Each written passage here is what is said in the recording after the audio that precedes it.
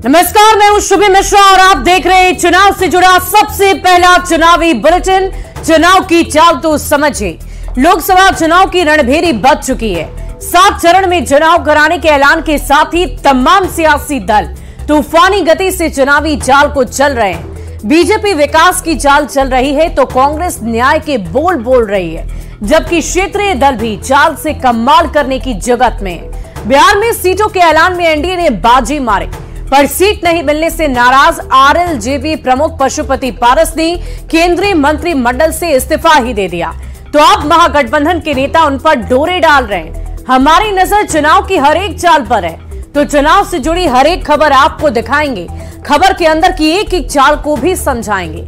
बस आप देखते रहिए देश का सबसे पहला समझाने वाला बुलेटिन, चुनाव की चाल तो समझिए।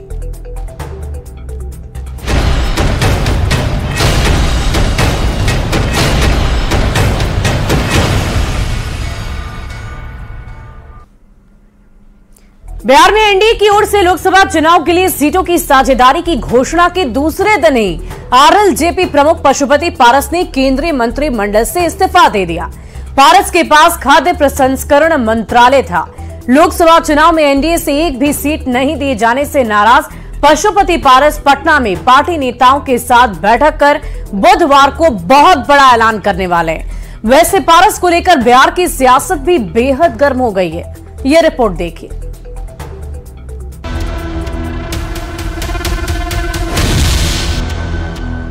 लोकसभा चुनाव में एक भी सीट नहीं मिलने के बाद नाराज पशुपति पारस ने केंद्रीय खाद्य प्रसंस्करण मंत्री के पद से इस्तीफा दे दिया है। दिल्ली में प्रेस कॉन्फ्रेंस कर पशुपति पारस ने एनडीए पर उनकी पार्टी के साथ अन्याय करने का आरोप लगाया।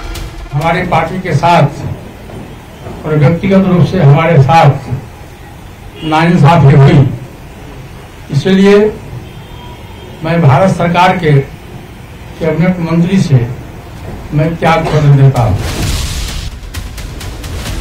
सूत्र बताते हैं कि पारस गुट आरजेडी के संपर्क में है। पारस हाजीपुर से चुनाव लड़ने का ऐलान भी कर सकते हैं।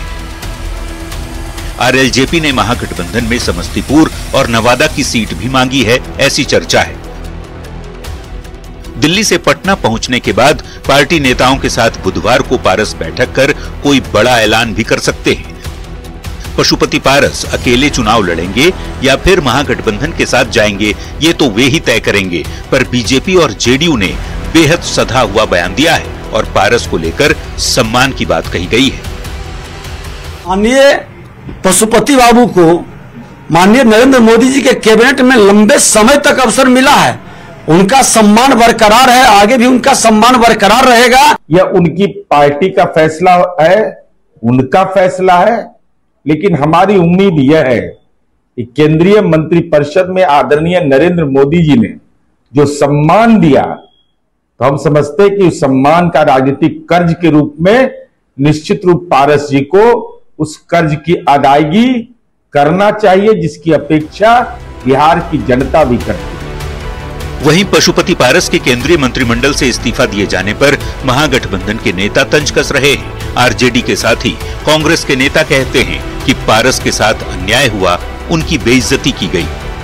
लोक जनशक्ति पार्टी को 2 टुकड़ों में तब्दील कर करके इनको सटाई थी, भाजपा मंत्री ही बनाई थी, लेकिन अल्टीमेटली इनको परिणाम बुरा मिला। हरि कीर्तन करते रहे प्रधानमंत्री जी का, फिर भी इनको प्रधानमंत्री ने तवज्जो नहीं दिया। आरएलजेपी के नेता श्री पशुपति कुमार पारस जी का केंद्रीय मंत्रिमंडल से त्यागपत्र कोई अप्रत्याशित घटना नहीं है। इसकी सब अपेक्षा कर ही रहे थे। जब इतनी बेइज्जती हो गई, अब त्यागपत्र अगर ना देते तो कब देते। लेकिन उनको तो बहुत पहले ये काम कर लेना चाहिए, लेकिन उनकी स्थिति उस कबूतर की तरह थी जो कि सामने में अजगर को देखकर आंखें बंद कर लेता है कि मुझे कुछ नहीं होगा। पशुपति पारस के इस्तीफे पर बिहार की सियासत बेहद गर्म है। चर्चा तेज है कि क्या हाजीपुर सीट पर वाकई चाचा पशुपति पारस और भतीजे चिराग पासवान के बीच चुनावी जंग होने जा रहा है। सवाल कई हैं, जिसका जवाब सिर्फ और सिर्फ पशुपति पारस के अगले कदम पर टिका है। न्यूज़ 18 के लिए दिल्ली से अमितेश सिंह के साथ ब्यूरो रिपोर्ट। और पारस के एनडीए से आउट होने वाली चाल को समझिए। बिहार में एनडीए ने सबसे पहले सीट शेयरिंग फाइनल कर दी। महागठबंधन पर सैद्धांतिक तौर पर बढ़त भी बनाई। एनडीए कोटे से पारस की पार्टी को एक भी टिकट नहीं दिया गया। नाराज पशुपति पारस ने केंद्रीय कैबिनेट से इस्तीफा ही दे दिया। पारस गुट के आरजेडी के साथ संपर्क की भी खबर है और लोकसभा चुनाव से पहले एनडीए से बाहर पारस हो गए हैं। 5 दल के दम पर एनडीए बिहार की 40 सीट जीतने का दावा कर रहा है। पशुपति पारस हाजीपुर से सीट चुनाव लड़ने का दावा कर रहे हैं। एनडीए की ओर से चिराग पासवान हाजीपुर से उम्मीदवार होंगे। मतलब हाजीपुर सीट कुल मिलाकर चाचा भतीजे के बीच चुनावी जंग की होगी। रामविलास पासवान की परंपरागत सीट हाजीपुर रही थी। बेटे चिराग पासवान को रामविलास ने उत्तराधिकारी घोषित किया और भाई पशुपति पारस ने 2019 के चुनाव में हाजीपुर सीट से ही जीत को दर्ज कर लिया था। 2024 के चुनाव में बीजेपी ने पारस की बजाय चिराग पर दांव चला है। हाजीपुर सीट का मुकाबला बेहद दिलचस्प हो सकता है क्योंकि एक तरफ चाचा जिन्होंने पिछली दफा जीत दर्ज की और एक तरफ भतीजा यानी कि चिराग पासवान जो इस बार चुनाव लड़ने जा रहे हैं। देखना होगा कि इस मुकाबले में किसकी जीत होती है। बढ़ते आगे, सीट शेयरिंग में तवज्जो नहीं मिलने पर भले ही पशुपति पारस ने एनडीए का दामन छोड़ दिया हो, पर एनडीए की दूसरी सहयोगी पार्टियों के साथ यानी कि नेता उपेंद्र कुशवाहा और जीतन राम मांझी की बात करें तो एक एक सीट उन्होंने मिलने पर कहा है कि किसी तरह की कोई नाराजगी वाली बात ही नहीं, सब कुछ ठीक है। एनडीए पूरी ताकत के साथ चुनावी मैदान में उतरेगा और एनडीए की ओर से आखिर क्यों पारस को संदेश देने की कोशिश की जा रही है, समझिए इस रिपोर्ट के जरिए।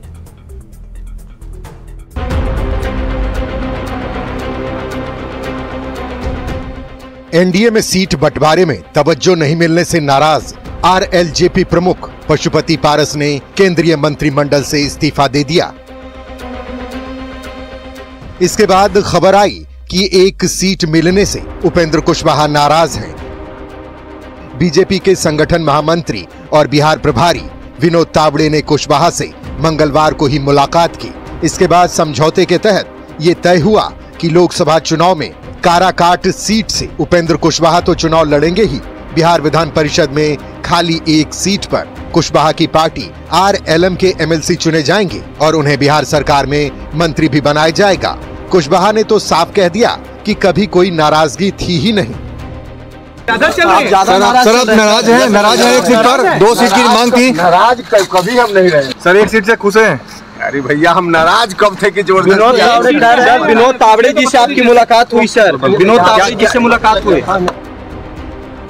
मतलब ये कि काराकाट से लोकसभा चुनाव लड़ेंगे उपेंद्र कुशवाहा। एमएलसी की एक सीट जाएगी कुशवाहा के खाते में। कुशवाहा के एमएलसी को नीतीश मंत्रिमंडल में मिलेगी जगह। एनडीए में एक सीट पाकर भी पूर्व सीएम और हिंदुस्तानी आवाम मोर्चा के संरक्षक जीतन राम मांझी बेहद खुश हैं और इसके लिए पीएम मोदी का आभार जता रहे हैं। वहीं पशुपति पारस की नाराजगी और कैबिनेट से इस्तीफे के सवाल पर मांझी ने तो यहां तक कह दिया कि पशुपति पारस एनडीए के सच्चे सिपाही नहीं थे। पहले तो बोल रहे थे कि हम एनडीए का सिपाही है, तो इस माने एक सिपाही अगर है तो सिपाही को जो आदेश होता है पालन करना चाहिए, लेकिन उसके बाद वो मंत्रिमंडल से इस्तीफा दे दिए हैं, तो इसका मतलब है कि सच्चा एनडीए के वो सिपाही नहीं है। पशुपति पारस की नाराजगी और उनके एनडीए को बाय बाय करने के बाद एनडीए की ओर से पारस को संदेश दिया जा रहा है कि यहाँ सब कुछ ठीक है। जिस सहयोगी को एक सीट भी मिली वो भी मजबूती से सरकार के साथ खड़े हैं। वैसे पारस को मनाने की पूरी कोशिश बीजेपी के तमाम बड़े नेताओं ने की थी, पर अपने भतीजे से किसी भी तरह के सुलह को चाचा पारस तैयार ही नहीं हुए। खैर, अब पशुपति का अगला कदम क्या होगा ये तो वे ही तय करेंगे, पर एनडीए में सब कुछ बढ़िया है ये संदेश जरूर दिया जा रहा है। न्यूज 18 के लिए गया से एलन लिली और दिल्ली से अमितेश सिंह की रिपोर्ट। और समझिए कुशवाहा मांझी की संदेश की मायने। उपेंद्र कुशवाहा की पार्टी आरएलएम को एक सीट मिली है। एनडीए की ओर से मांझी की पार्टी को भी एक ही सीट दी गई है, यानी कि गया। कुशवाहा की बात करें तो उन्हें काराकाट सीट दी गई है। कुशवाहा की पार्टी को बिहार सरकार में मंत्री पद की पेशकश की गई है और जीतन राम मांझी ने एक सीट के बावजूद खुद को एनडीए का सच्चा सिपाही बता दिया। पशुपति पारस के जाने से एनडीए की ओर से संदेश दिया जा रहा है। पशुपति पारस के जाने के बावजूद बीजेपी डैमेज कंट्रोल करने में जुटी है। विनोद तावड़े खुद कुशवाहा से मिलने पहुंचे। एनडीए में सामंजस्य को लेकर समझौते किए जा रहे। बीजेपी पारस के साथ भविष्य में सम्मान की बात कह रही है। विरोधियों को साफ तौर पर एकजुटता का संदेश देने की कोशिश की जा रही है और पारस को मनाने की भी पूरी कोशिश हुई, पर वो माने ही नहीं। लोकसभा चुनाव 2024 में बीजेपी की नजर बिहार की 40 सीटों पर है। किसी भी परिस्थिति में, किसी भी हाल में सभी सीटें जीतने का फॉर्मूला बनाया जा रहा है। सीटों का बंटवारा एनडीए की ओर से कर लिया गया है। जल्द उम्मीदवारों के नामों की घोषणा भी कर दी जाएगी। देखने वाली बात होगी कि किस सीट से किसी उम्मीदवार बनाया जाता है। बिहार में एनडीए में सीटों का बंटवारा फाइनल हो गया है, लेकिन अभी इंडिया अलायंस में पेच फंसा ही हुआ है। बिहार की 40 सीटों का मुद्दा पटना से दिल्ली शिफ्ट हो चुका है। सीट बंटवारे को लेकर अंतिम दौर में चर्चा लगातार जारी है। सूत्र बता रहे हैं कि अगले 24 घंटों में सीटों की घोषणा कर दी जाएगी। आरजेडी कांग्रेस में सीटों को लेकर फाइनल चर्चा चल रही है। कांग्रेस आला कमान ने आरजेडी को सूची भी भेज दी है, जिसमें औरंगाबाद, पटना साहिब, बक्सर, किशनगंज, कटिहार, वाल्मीकि नगर, सासाराम, पश्चिम चंपारण, नवादा, पूर्णिया सीट पर आरजेडी को फैसला करना है। दरभंगा, समस्तीपुर, मधुबनी सीट पर भी चर्चा लगातार जारी है।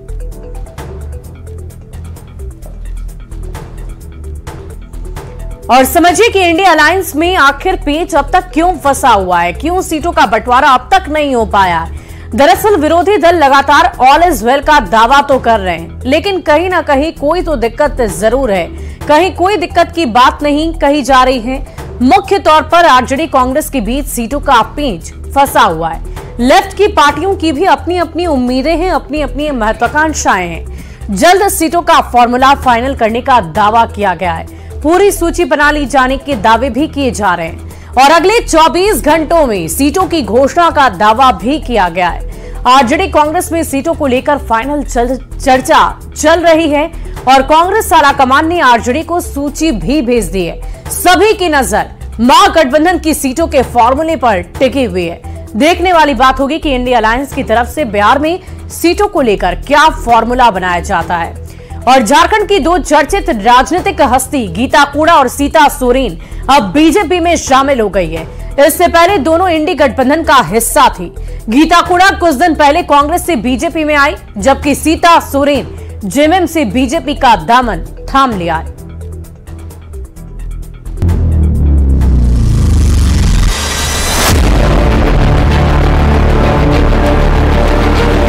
झारखंड विकास से कोसों दूर है। लोकसभा चुनाव से ठीक पहले झारखंड में बीजेपी ने एक बार फिर इंडी अलायंस को तगड़ा झटका दिया। सिंहभूम की कांग्रेस सांसद गीता कोड़ा के बाद जेएमएम विधायक सीता सोरेन भी बीजेपी का हिस्सा बन गई। दिल्ली के बीजेपी दफ्तर में महामंत्री विनोद तावड़े और झारखंड प्रभारी लक्ष्मीकांत वाजपेयी ने उन्हें बीजेपी की सदस्यता दिलाई। बीजेपी में शामिल होते ही सीता सोरेन ने जेएमएम पर जोरदार हमला बोला। जिस उम्मीद के साथ जेएमएम से चुनाव लड़ी थी कि मेरा सपना था कि मैं इन सब कामों को कर पाऊंगी, लेकिन पार्टी ने मुझे कभी मदद नहीं की। मुझे पार्टी के द्वारा हमेशा ही दुत्कारा रहा है। मैं अलग थलग रही हूँ। बीजेपी में शामिल होने से पहले सीता सोरेन ने जेएमएम की प्राथमिक सदस्यता के साथ साथ विधायकी से भी इस्तीफा दे दिया। उन्होंने अपने ससुर और जेएमएम अध्यक्ष शिबू सोरेन को पत्र लिखा, जिसमें उन्होंने परिवार और जेएमएम में अपनी उपेक्षा करने का जिक्र किया और कहा कि कभी भी उनकी बात नहीं सुनी गई। इसके साथ ही उन्होंने झारखंड विधानसभा अध्यक्ष को पत्र लिखकर विधायकी पद से भी इस्तीफा दे दिया। विचारधारा पर मैं काम करना चाहती थी, उसमें मुझे बहुत कठिनाई हो रही थी। अब वो पार्टी में लगभग देखा जाए तो दलालों का संरक्षण पूरे तरह से दीमक की तरफ उतर है। फिलहाल पूर्व मुख्यमंत्री Hemant Soren land scam case में जेल में है और जेएमएम के सामने कई चुनौतियां खड़ी हैं। ऐसे समय में सीता सोरेन के इस्तीफे ने जेएमएम को एक और तगड़ा झटका दिया है। न्यूज़ 18 के लिए दिल्ली से रचना उपाध्याय की रिपोर्ट। वहीं बीजेपी में गीता और सीता वाली सियासी चाल को आप भी समझिए। झारखंड में विरोधी दल को बीजेपी ने जोरदार झटका दे दिया है। पहले चाईबासा की सांसद गीता कुड़ा बीजेपी में शामिल हो गई। कांग्रेस छोड़ गीता कुड़ा ने कमल का दामन थाम लिया। बीजेपी ने गीता कुड़ा को चाईबासा सीट से उम्मीदवार बनाया है और अब जेएमएम विधायक सीता सोरेन ने भी बीजेपी ज्वाइन कर ली है। सीता सोरेन जामा से लगातार 3 बार से विधायक रही हैं। शिबू सोरेन की बड़ी बहू है सीता सोरेन। दिवंगत दुर्गा सोरेन की सीट से चुनाव लड़ती रही हैं। हेमंत सोरेन के जेल जाने के बाद परिवार में कलह बहुत ज्यादा बढ़ गई। कल्पना सोरेन, बसंत सोरेन को तवज्जो मिलने से सीता नाराज हो गई। पार्टी में सम्मान नहीं मिलने का आरोप भी लगा दिया। सीता सोरेन यही आरोप लगा रही है कि उन्हें सम्मान नहीं दिया जा रहा, उचित पद नहीं दिया जा रहा, ये भी आरोप लगाया। सीता सोरेन ने बीजेपी पर जेएमएम से ज्यादा भरोसा जताया। खुद बीजेपी में शामिल हुई। 3 बेटियां भी जल्द ही शामिल हो जाएंगी। सम्मान को लेकर शिकायत गीता कुड़ा ने भी कांग्रेस से की थी और यही वजह है कि सीता गीता का ये रुख लोकसभा चुनाव से पहले देखने को मिला है। बढ़ते आगे, जेएमएम से सीता सोरेन के इस्तीफे के साथ ही सोरेन परिवार में बहुत बड़ी दरार पड़ गई। कहा जा रहा है कि वो बेटी जयश्री के लिए दुमका से टिकट मांग रही थी। जब उनकी मांग नहीं सुनी गई तो वो बीजेपी में चली गई। जेएमएम ने कहा कि सीता सोरेन ने बिना गुरुजी को कहे परिवार का साथ छोड़ दिया है।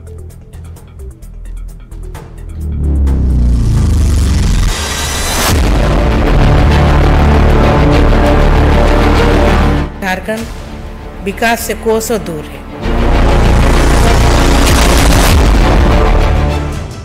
सीता सोरेन के इस्तीफे से सोरेन परिवार में बड़ी दरार उभरकर सामने आ गई है।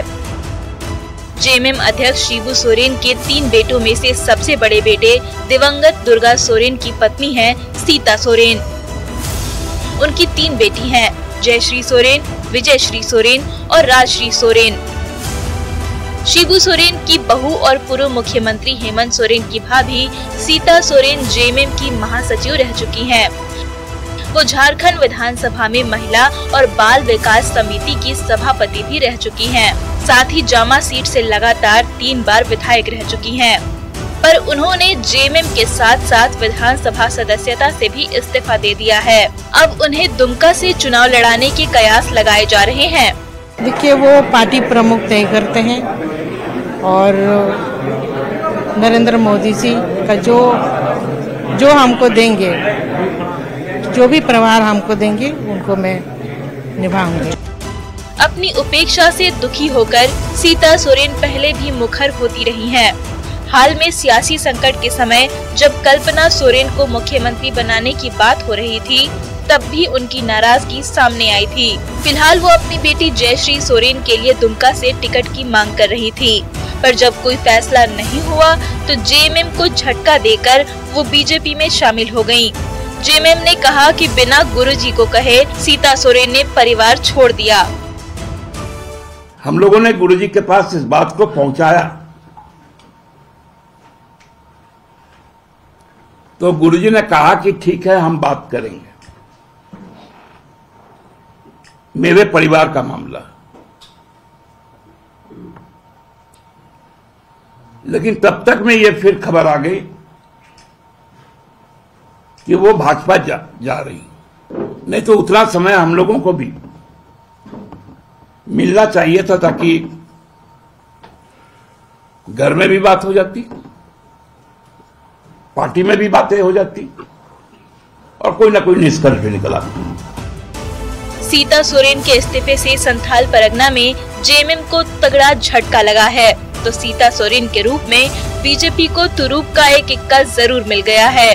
दिल्ली से रचना उपाध्याय के साथ रांची से निरंजन की रिपोर्ट। और समझिए कि चुनाव से पहले सोरेन परिवार में आखिर ये दरार क्यों पड़ गई है। हेमंत सोरेन को ईडी की कार्रवाई के चलते अपनी कुर्सी गंवानी पड़ी और जेल जाना पड़ गया। सीएम रहे हेमंत को जेल की सलाखों के पीछे जाना पड़ा और इसके बाद शुरू हो गया परिवार के बीच अंतर्कलह और साथ ही साथ पार्टी में भी अंतर्कलह का दौर लगातार जारी हो गया। पहले हेमंत ने पत्नी कल्पना सोरेन को कमान सौंपनी चाहिए, लेकिन सीता सोरेन के विरोध के चलते ऐसा हो ही नहीं सका। कैबिनेट विस्तार के दौरान भी तल्खी काफी बढ़ गई थी। भाई बसंत सोरेन को मंत्री पद दिया। सीता सोरेन को उम्मीद थी, पर ऐसा हुआ ही नहीं। सीता सोरेन के गुट की ओर से कोई बयान नहीं दिए गए और अचानक सीता सोरेन ने जेएमएम छोड़ने का फैसला ले लिया।